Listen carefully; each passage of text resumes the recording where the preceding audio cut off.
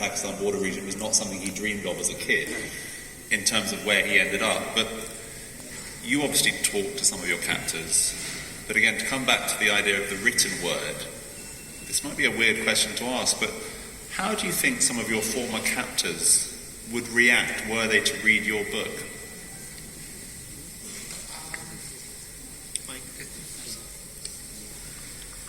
It's a difficult. I know they didn't like me. A lot of the things that a lot of my point of views in the book are things that I used to say to them. Some of the debates that I engaged with them in, whether it was suicide attacks, the fatwas given to radicalize young men to go and take their lives, I would get into very heated arguments with them. Because, for example, just on the suicide bombing, Muhammad Tahir Farooq, who actually formed the IMU, the group that kidnapped me, he was Mullah Muhammad Umar, who was the Afghan Taliban's Amirul Momineen or head. He was his best friend and his Amirul Muhajirin, which meant the head of all the foreign fighters that used to come into Afghanistan during their caliphate, right? Muhammad Tahir Farooq actually gave the fatwa to behead Pakistani and American soldiers. The American one being easier because they are infidels and Christians or Jews or whatever, so it's easier to behead them. But with the Pakistanis, there's a slight complexity, right? Because, but aren't they Muslims? So he actually gave the fatwa explaining why all of Pakistan is not Muslim. And so it's okay to bomb us in our mosques, in our public spaces, in our schools, in our government, anywhere, right? Our blood is halal to take. Now, when you talk about, where this kind of sick mentality is coming from, or how did he, I saw my kidnapper convince 19 young boys to put suicide vests on, and I actually saw them plan and execute the Karachi airport attack, which led to Zarb-e-Azab, which was the military's operation against the Pakistani Taliban. He convinced these 19 boys that it is written in the Quran that you can commit a suicide attack. So when I took the ayat out from the Quran and explained to him that God has made taking a life so difficult, he says that if you kill one innocent person, it's almost as if you've killed all of humanity. 2, it says you cannot kill a woman and a child. So how you're doing public places, bombings is beyond. And it doesn't say this about Muslim women and children. It says it about any woman and child. Literally it says that if an enemy woman or child has a sword in your neck that you can feel here, is when you can take action against it. So you're not actually allowed to physically mutilate, or as a matter of fact, for prisoners of war, whether you have been taken captive by the Muslim army, or if you're a Muslim who's been taken captive by a foreign army, there are actually laws, and it's written in the Quran, that both ways, an infidel in your captivity, through your mercy and your kindness, you can actually, God will give you the strength to convert his heart into becoming, and what could be better than that, right? And for a Muslim in captivity, you have to have patience and you have to actually accept what's happening to you. Now, I saw these men convince these young boys that it's okay to take a life, it's okay to kill women and children, and it's okay to be able to do this anywhere. And they were using the Quran to actually give these fatwas. And these 19 boys, I think it was a 12-hour operation that they carried out. Mohit Saab, I'm sure you remember in 2014 what happened at the Karachi airport.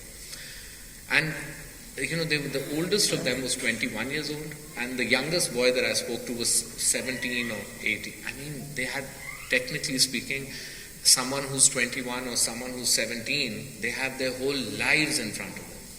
But to be able to convince them, and convince them mind, body, soul, because it's very difficult to, I know that, for example, I saw them take these injections that they, give themselves in the heart. It's like an adrenaline injection, and it pumps you up to see, you can fight, you can take bullets, you can carry out these awful, violent operations.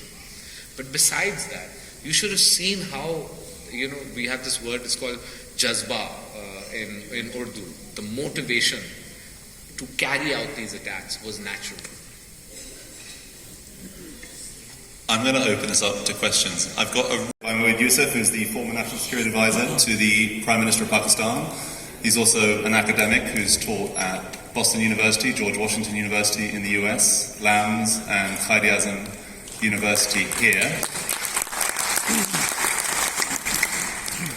Next to him is Carla Power, who is a former magazine journalist at Newsweek, but over the last few years has focused on writing books. She's twice been a finalist for the Pulitzer Prize, and her most recent book is called Homeland Security, De-Radicalization and the Journey Back from Extremism.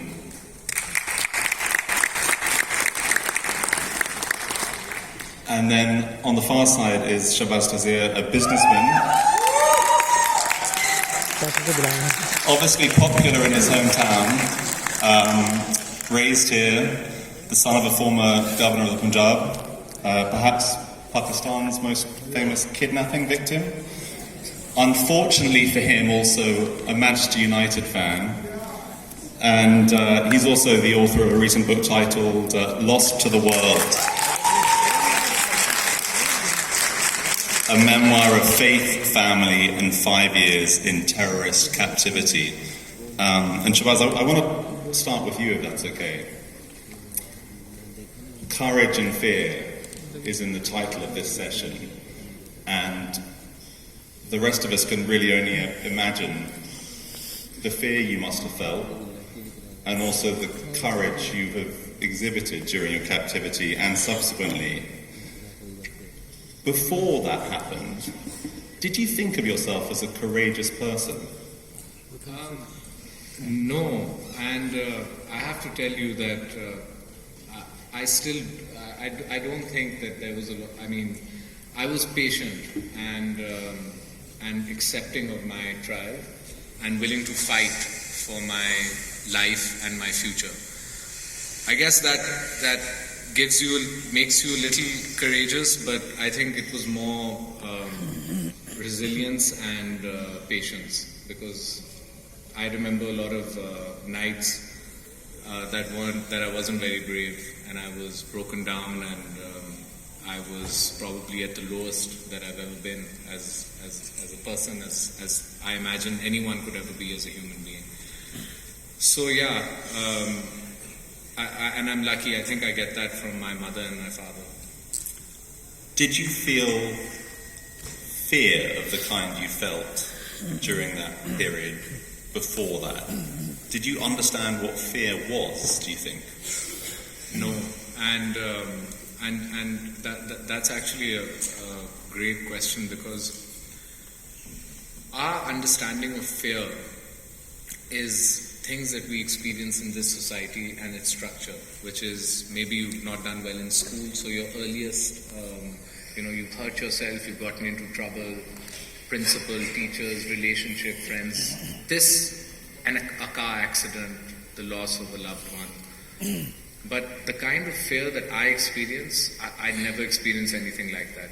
And just to give you a little bit of background, I lost my grandfather to illness. And I also lost my uncle suddenly.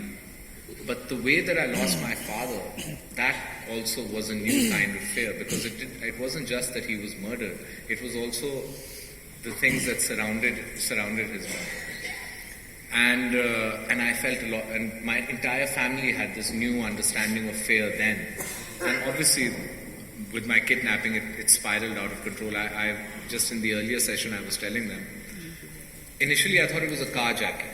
So I had my watch and my wallet and everything ready to, do a transaction, and so that they aren't violent or they hit me or, they do anything. But as soon as they put me in the car, underneath the back seat, and they were hitting me, and I insisted, don't do this, just take the money, there's no need for this. He turned around and he said to me in Urdu, he said, "Shahbaz, I've come for you." So when he took my name, and just to give you a little background, one day before, I was in Dubai for some work, and on the way back, I watched A Mighty Heart, which is actually Daniel Pearl's story. I mean, and I was completely destroyed when I saw this movie, and the next day, this is what's happening to me. So the fear that I experienced then is something that I can never explain, And it got worse because, they didn't reveal all their cards or their personality or their violence all in one go. It was slow. And really, I always say this, I pray that no one ever has to experience anything like this. Carla, you, as a